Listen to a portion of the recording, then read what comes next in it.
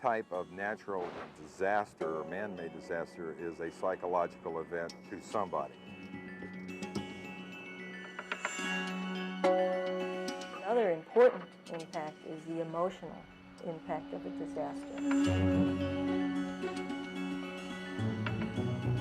The best predictor of how people will deal with a crisis is what their functional level was before the crisis. This kind of work is hypnotic, that it is incredibly engaging. You need to take care of yourself. That's the number one rule. Take care of yourself and your buddy after a disaster.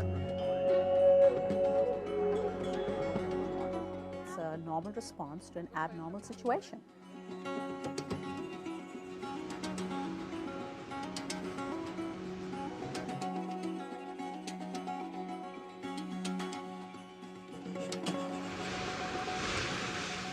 Disasters are dynamic events. They can occur seemingly out of nowhere, and they can challenge a community and community members.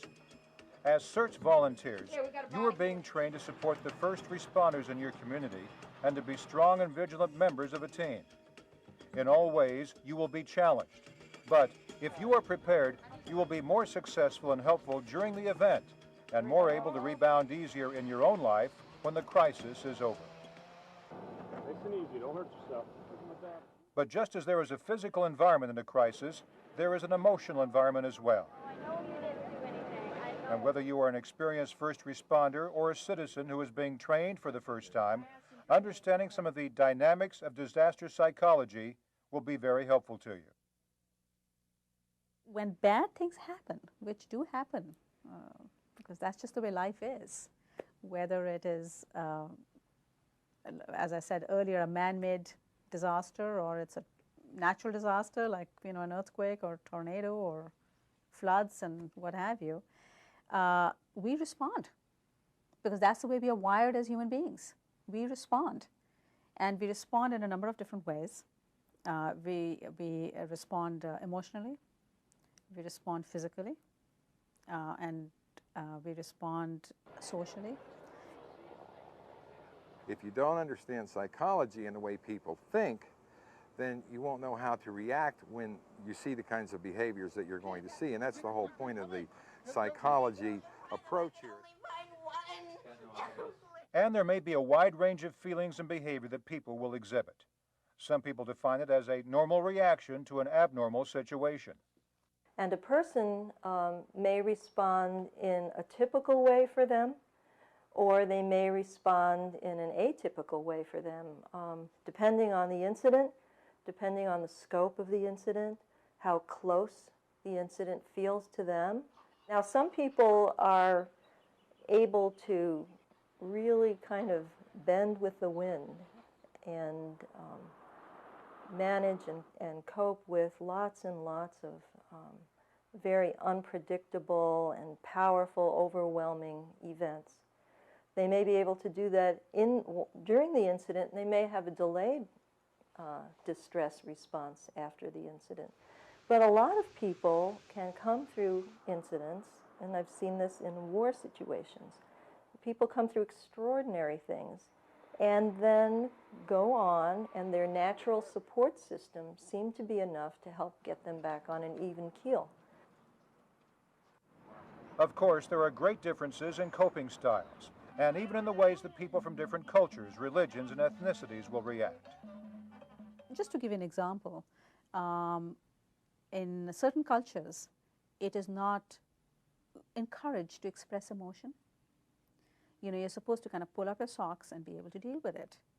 And while you want to take care of that population, we still need to be respectful that this is not someone who is going to just come out and start to really engage in a conversation, and you may want to take a different approach, and you may want to invite them into helping because maybe they might feel better that way, earlier on in the process than later. But the important point is that during a difficult situation, you can be empathetic and supportive. sometimes by doing or saying very little. Let's say, for example, where someone's lost a family member, there's really nothing you can say. There's nothing you can say that's going to help. Nothing's going to mitigate that for them. What people need is support. You know, sometimes putting an arm around them and just being supportive and listening and seeing that their needs are met. That's what's important. The segments of this video will help you learn more about how to deal effectively with the physical, emotional, and psychological reactions you may see brought on by a crisis. You'll also learn strategies to ensure your own health. Here's what follows. The CERT volunteer, working together as a team. Helping people cope in a disaster. Helping children and youth. Helping the elderly. Helping yourself and your teammates. Managing people in crisis. Disasters are very stressful experiences. And as a member of a CERT team, your responsibility is to work with your team members and take on whatever challenges you are assigned. But the first step in being able to help others is to make sure you have your own house in order. That means being psychologically ready, but also having all of the details in your own home worked out so that you know that your family members are safe and taken care of. The first thing you want to do if there was a disaster is make sure that your own family is okay, make sure your own house is safe, and then you want to get together and meet up with your partners and your buddies and your other CERT members in your community, and then you can come up with a plan and start to operate in a systematic manner so you can go out and do the most good for the most amount of people. As a CERT volunteer, you are part of a team, and your teammates will be a source of strength for you as you work together in the disaster areas. Of course, you will work hand in hand with your buddy and with the team of first responders in your community. You don't go anywhere by yourself. You always go with your buddy. You need to take care of yourself so you can help other people. To work together in a team, for one thing, it's a safety issue. We want to make sure that if something happens to me, my partner is going to be there, or we consider it their buddy, is going to be there for them to assist them. And if I'm injured, it's somebody that can aid me or maybe go get help if I need help. We just feel that in a way, two heads are better than one. Because you'll be operating as part of an official team, community members will look to you for information and answers. You'll be perceived as a leader during the situation and must be confident about what you're doing. The CERT teams are there to take the lead. They're there because they've been trained and they're in a perfect position to take the lead. And the CERT team members, however many of them there are, his job is to organize their neighbors into a workable workforce to protect and take care of their backyard, their community, their street, their building. Another important strategy is to keep communicating with your team members. One thing is just to brief people as they come into an incident, to let people know if they're going to be really disturbing images, you know, what they're going to see, so that they're not going to go through an emotional shock just walking onto the scene. They'll be able to steel themselves a little bit emotionally and, you know, have a better chance of staying in that middle zone. Here's what you'll want to remember. Be prepared. Have your own emergency supplies organized. Establish emergency plans for your home and family. Work with your buddy. Work with the team. Work with the other teams of first responders. Be ready to be a leader. Keep communicating with your team members. Expect people to react. After a disaster occurs, people will experience a range of emotions, and they may exhibit a variety of emotional, psychological, and physical reactions depending on their loss. As a team member, you may have the responsibility of helping to manage and stabilize situations. For you to be effective, you need to recognize how to deal effectively with different populations in the community, such as children, the elderly, persons with disabilities, and adults. When you work with these groups, some of your reactions will be intuitive and natural. But because people are under acute stress, they may react or overreact more than they would normally. It became very clear that our being able to focus our energies in the right way to manage situations could result in a clear management of the situation, to stabilize it, to increase the calm, increase the peace amongst those people going through it right then. Sometimes in a crisis situation, people will overreact when they are part of a group, as emotions are contagious and seem to spread from one person to the next. As the CERT team member, your job is to keep the group calm. At times, this may mean separating someone from the group if they are extremely troubled.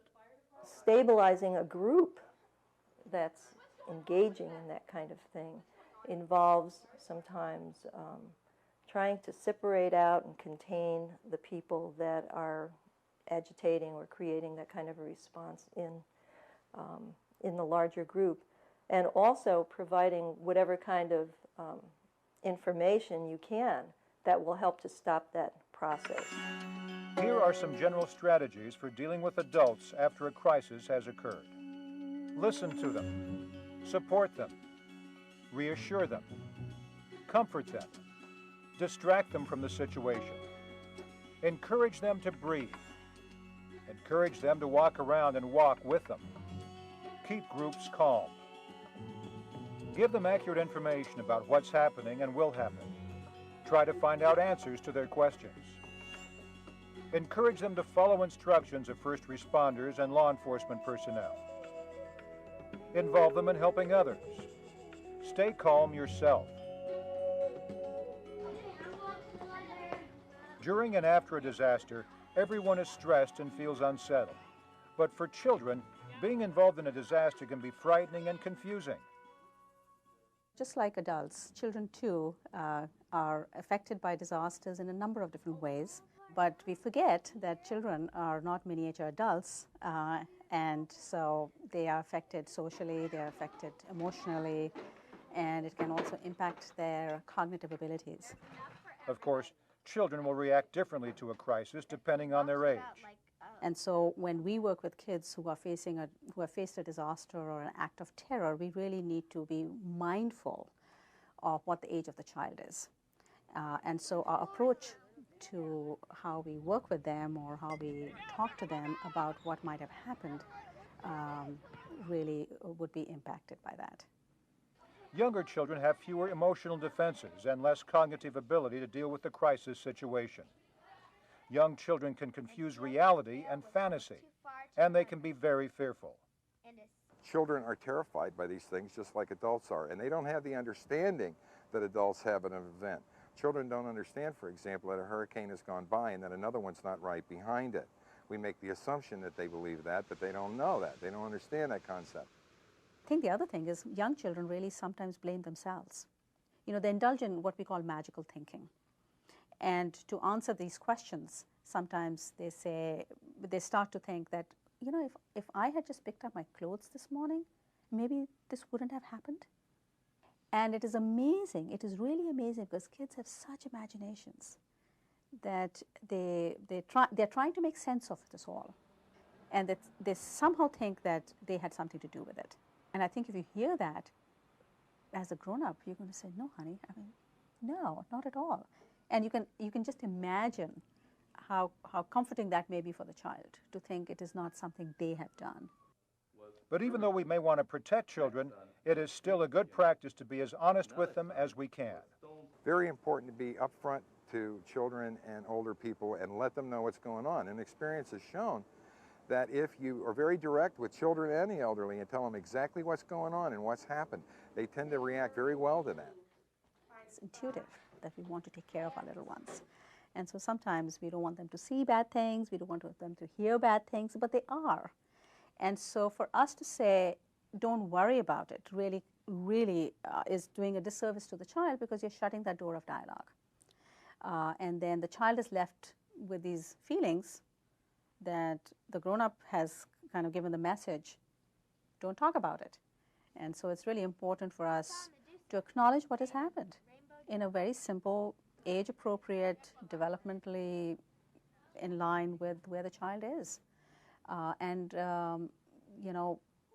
the child, what's your sense what happened? Because that will give you an indication. If the child says something, a lot of roofs got blown up, we don't have to give a more sophisticated explanation.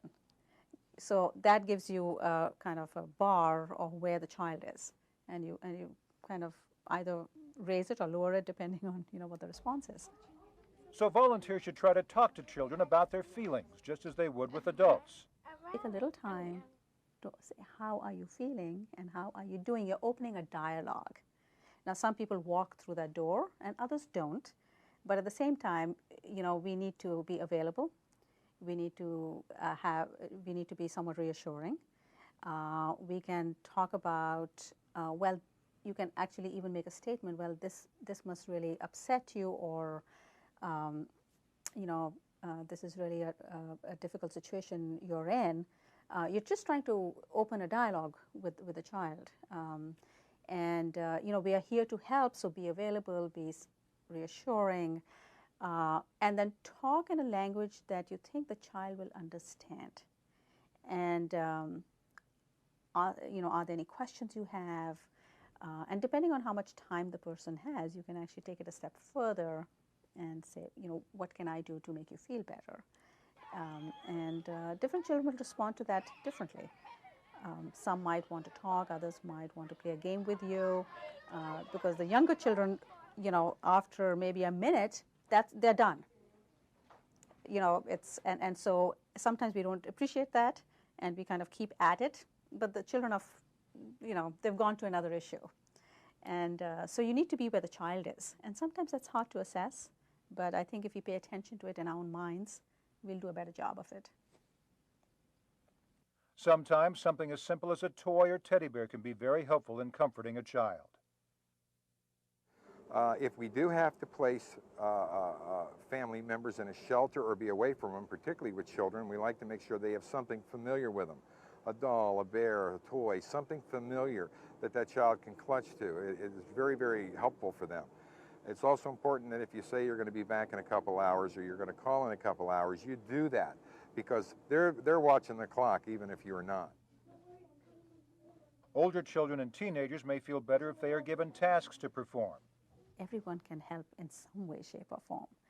And I think that's really important. In fact, I would encourage those, because then they feel that they are just not witnessing this helplessly, and that they must be important enough that someone actually values what they have to offer. So when you work with children and youth, respond appropriately to them based on their age. Make sure that younger children are never left alone. Shield them from the scene of the disaster. If you need to, put them behind a car or bus and away from any dramatic scene. Keep them warm. Give them water and food. And of course, unite them with family members as soon as you can.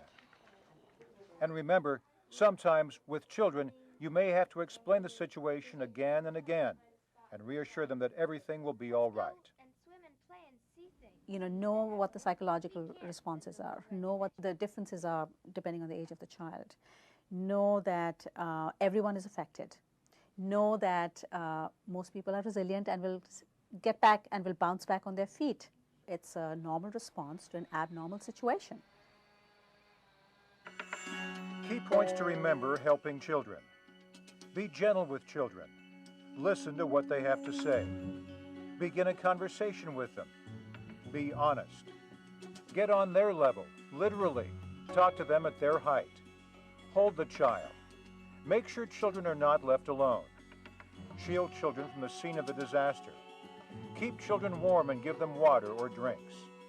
Reunite children with family members as soon as possible. Explain the situation clearly, again and again. Give them something to comfort them, a teddy bear or doll.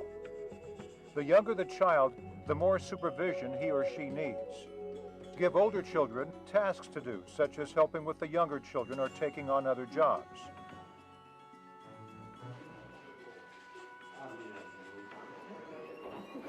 Today, more and more Americans are living longer and living independently in their communities.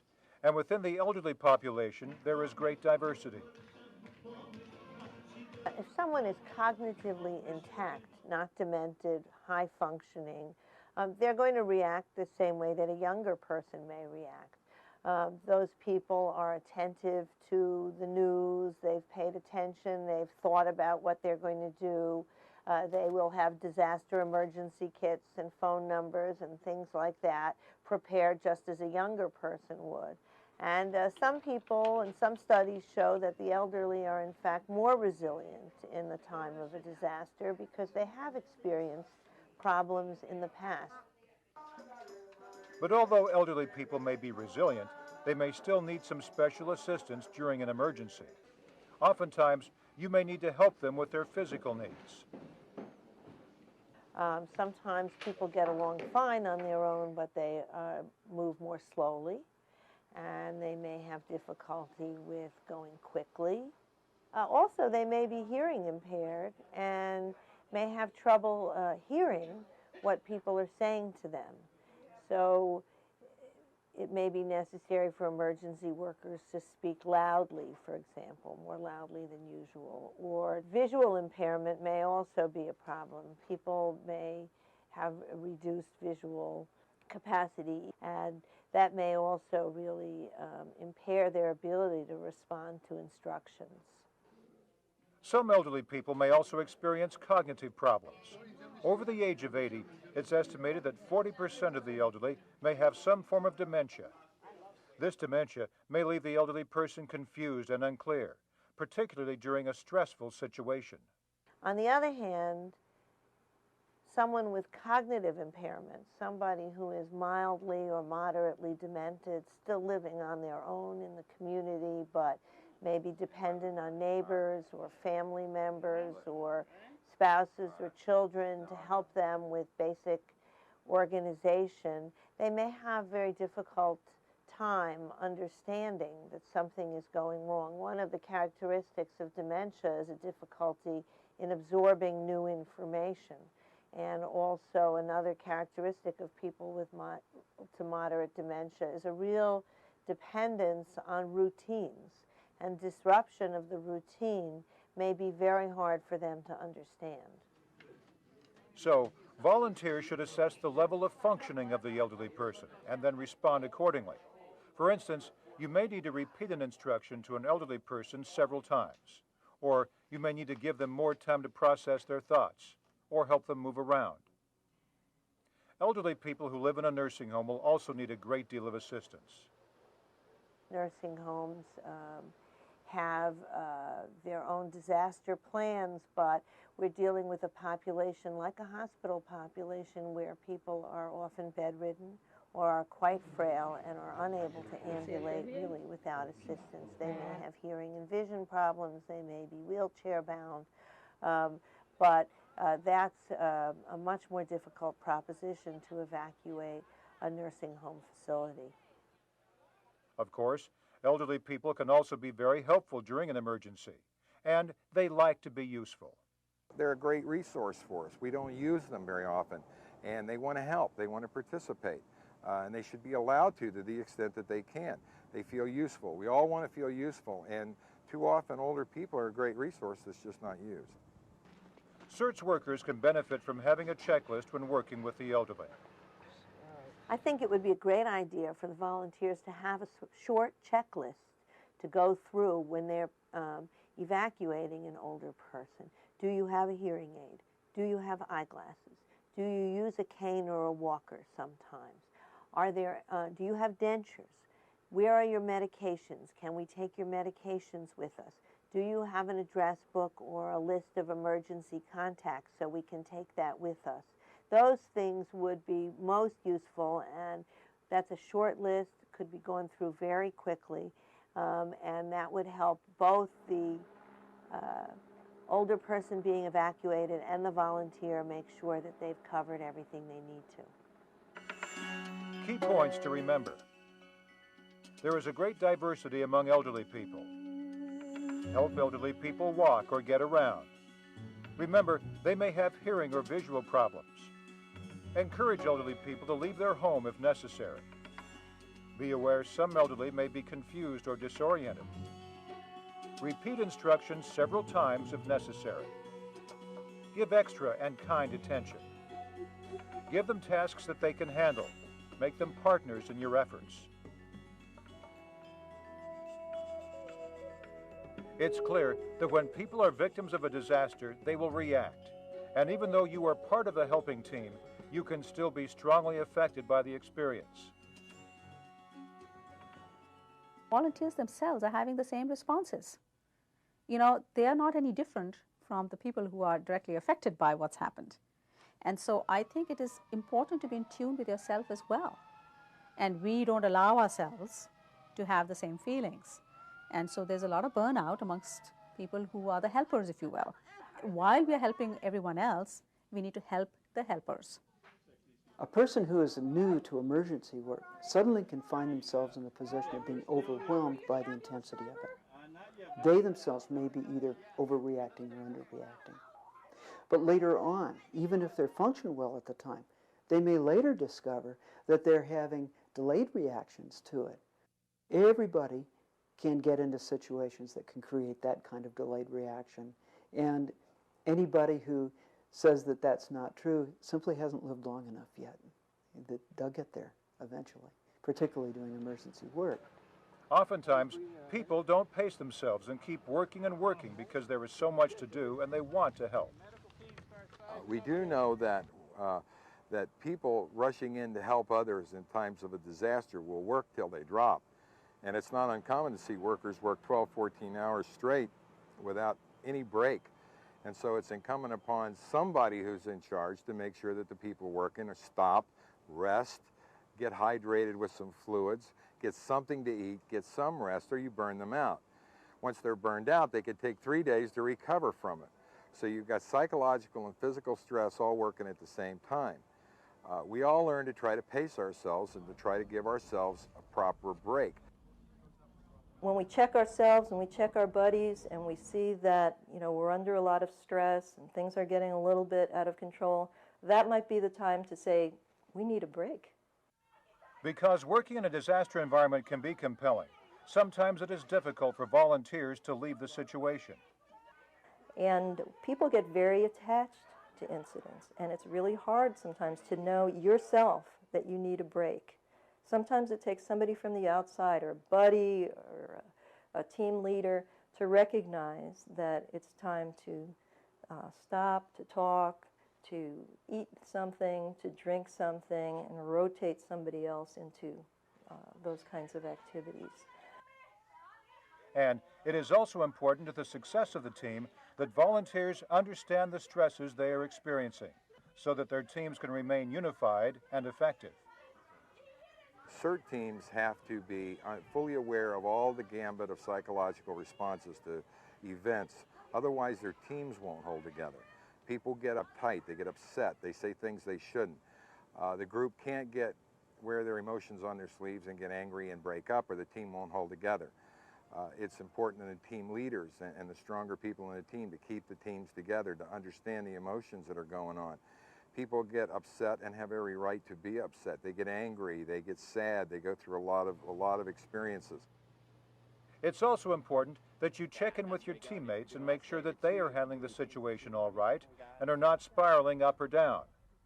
Often, first responders tend to under-respond because they are focused on the job. So, it may be easy not to notice that a team member is even having a difficult time. But you've got to have somebody in charge that's regulating how long people work, because at some point when you get tired, you become a liability. You have a chance of getting injured now, and so it's very important to pace that. And so that we do try to tell whoever's leading the operation to make sure that they pace the people and rotate them in their duties and things like that. And everyone has their own hot spots or areas that they cannot work in or that are too much for them. Everyone needs to assess what they can handle, and you should not feel that you have to work in every situation. And if you are uncomfortable, you should have yourself reassigned. Find other tasks to do to support your team's effort. Folks who have been in emergency work for some time usually have a tremendous capacity to let most things just run off their back, like water off a duck's back. It doesn't get under their skin.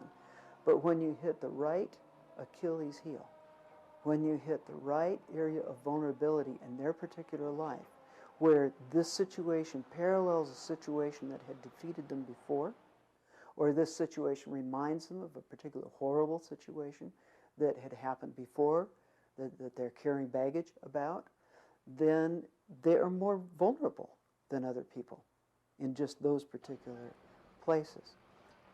really know yourself. It's not only just permission, it's what you should be doing. Check yourself. If you find yourself becoming unduly distressed and a little break is not enough, take yourself out if you can. You know, do something else and come back for the next one. Everyone needs to find ways to relieve stress in their lives. Especially when you're working in a disaster situation, it is important that you take extra care of yourself. For some people, exercise is a way to relieve stress. Other people find other ways, eating a healthy diet, relaxing with family or friends, or connecting spiritually. One of the biggest things that you can do is be hydrated and proper nourishment. You know, alcohol, caffeine, and those types of beverages are not conducive to lowering stress in those kinds of environments, and typically that's what people load up with: coffee, sodas, beer, and that's really the wrong stuff to be taken. People need to eat, they need to get water, they need to rest, and they need to talk. That's an important thing, being able to talk with each other, and that'll minimize the stress. Talking or debriefing with other volunteers is also important to your health. You need time to talk about your experience and what went on during recovery operations with others who were involved. I would really urge the volunteers to have their own way of talking about what they've experienced, whether it's in groups or whether it's in a more formalized or informal way. But it is absolutely critical to take care of yourself, because otherwise you're not going to do a good job of the people you're trying to help. You'll also be involved in official debriefing sessions that can be very helpful. Debriefing is about pulling the team back together after it's had a difficult experience. It has an organizational level, not just a personal psychological level. Debriefing is what we do normally when we get together with other people who have been through something difficult and we just talk about it. A formal debriefing has very clear steps that have to be gone through in order to be utilized in terms of its maximum potential. It wasn't exposed. When we go into emergency situations, we must learn to keep ourselves balanced inside, to have a running dialogue with our deeper self about what in this situation moves me. And keeping an eye on that, go ahead, but protecting ourselves first. Key points to remember: find your own way to manage your stress levels. Exercise. Eat a healthy diet. Connect with family and friends. Connect spiritually. Talk about the experience with other volunteers in informal and formal debriefing sessions.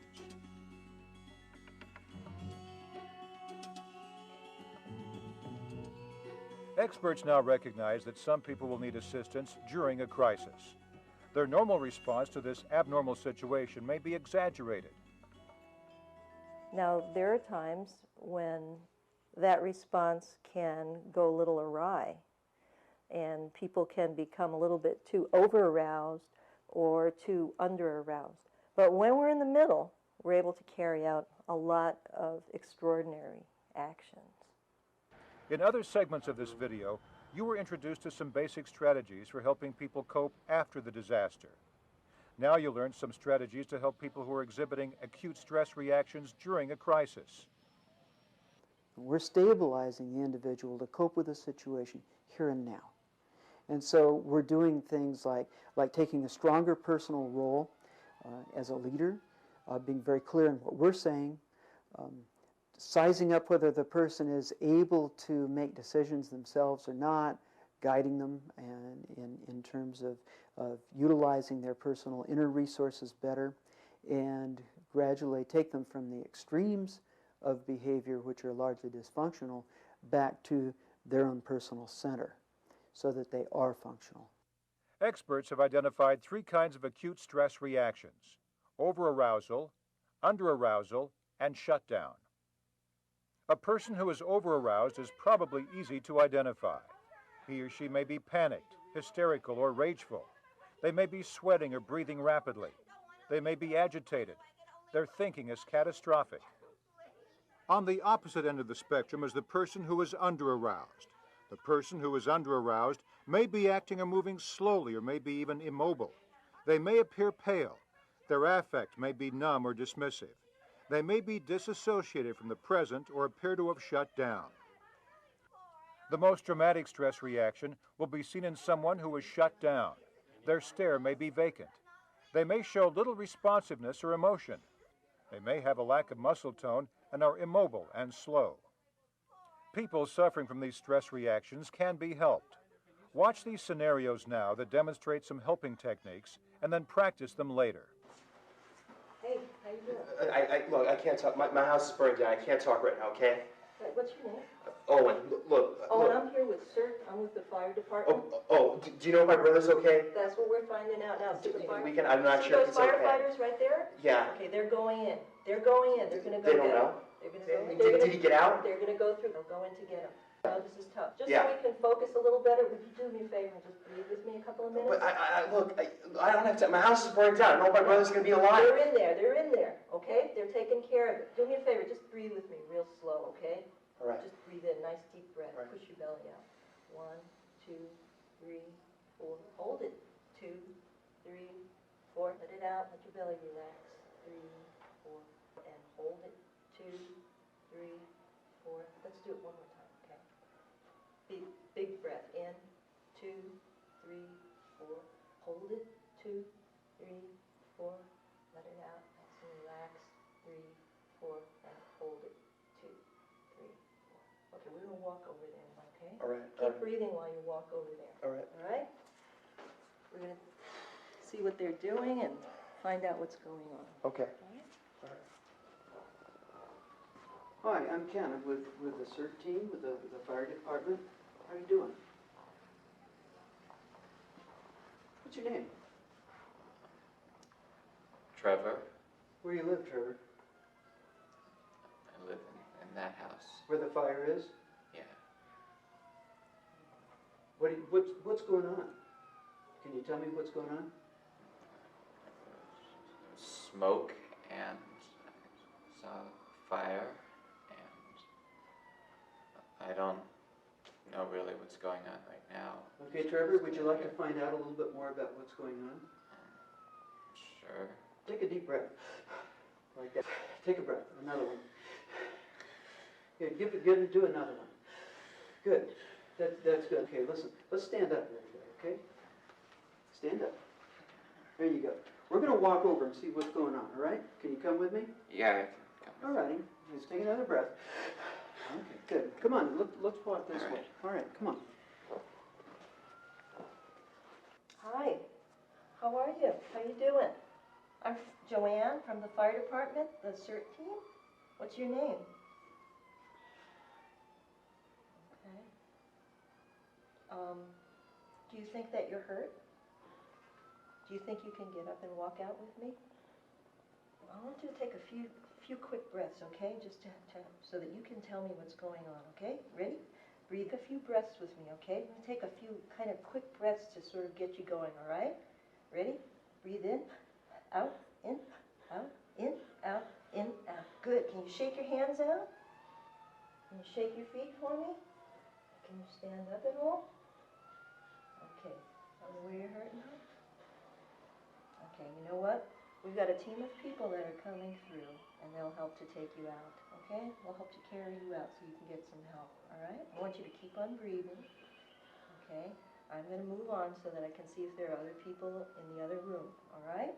But you remember that there's a group of people coming behind me, and I'm going to make a mark here on a tag that lets them know that you should go out as one of the first people, okay? All right, keep on breathing now. They're coming right behind me, all right? Okay. Although a disaster situation can produce strong reactions and panic in some people, most will be able to stabilize.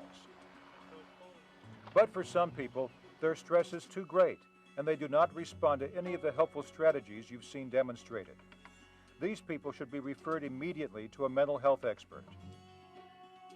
Refer people to a mental health expert immediately who are having a serious cognitive disorientation, appear stunned, have hallucinations, have bizarre beliefs, are hysterical or showing uncontrolled emotionality, seem disconnected or unfocused, are agitated, are having a profound withdrawal, are showing ritualistic behavior, are unable to protect or care for themselves. Key points to remember. During an acute stress reaction, a person may be over-aroused, under-aroused, or shut down. There are strategies to help people who have acute stress reactions. Most people will stabilize during and after the stressful event. People who are profoundly stressed should be referred to a mental health expert immediately. Disasters are challenging for everyone involved, but the work can be compelling and richly rewarding. As a CERT volunteer, you are making an important contribution to your community. Remember to work with your buddy, work with your team, and take care of yourself.